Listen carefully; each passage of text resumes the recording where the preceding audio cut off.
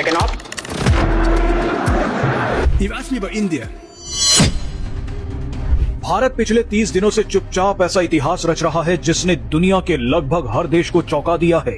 अगर आपसे कोई पूछे कि सुपर पावर देश कौन होता है तो आप उस व्यक्ति को बस ये बता देना कि भारत ने पिछले 30 दिनों में क्या किया है। अगर यकीन ना हो तो सिंगापुर के पूर्व विदेश मंत्री का बयान भी आपको सुनवा देंगे। इन्होंने भारत का नाम लेकर ऐसी भविष्यवाणी की है जो भारत के दुश्मनों और आंदोलन जीवियों को हिलाकर रख देगी। इनका बयान हम आपको आगे सुनवाएंगे, लेकिन सबसे पहले देखिए कि पिछले 30 दिनों में भारत ने क्या तहलका मचाया है। भारत ने स्वदेशी Kusha long range surface to air missile प्रणाली का सफल परीक्षण कर लिया है। इसे डीआरडीओ ने बनाया है। कुशा सिस्टम को भारत का स्वदेशी S-400 कहा जा रहा है। इसके अलावा भारत ने दुनिया की पहली और पूरी तरह से स्वदेशी न्यूक्लियर हाइड्रोजन उत्पादन फैसिलिटी लॉन्च कर दी है। ये फैसिलिटी पारंपरिक बिजली या जीवाश्म ईंधन के बजाय परमाणु रिएक्टर की गर्मी से चलती है। इसका काम हाइड्रोजन और ऑक्सीजन को तोड़कर बिना किसी कार्बन उत्सर्जन के साफ हाइड्रोजन ईंधन तैयार करना है।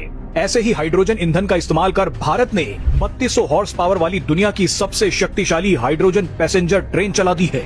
इसके बाद भारत की विमांग लैब्स ने एक क्रांतिकारी मैग्नेटिक फ्री इलेक्ट्रॉनिक मोटर बनाई है। ये मोटर बिना किसी रेयर अर्थ मैग्नेट के चलती है। इस मोटर की वजह से भारत भविष्य में जाकर दुर्लभ चुंबक से मुक्ति पा सकता है। आपको बता दें कि दुर्लभ चुंबकों पर चीन का एकाधिकार है। इलेक्ट्रिक वाहनों में इसी मैग्नेट का इस्तेमाल होता है। अब भारत का एक और तहलका देखिए। भारत की स्पेस कंपनी स्काईरूट एरोस्पेस ने इतिहास रचते हुए देश का पहला निजी रॉकेट विक्रम-1 लॉन्च कर दिया है।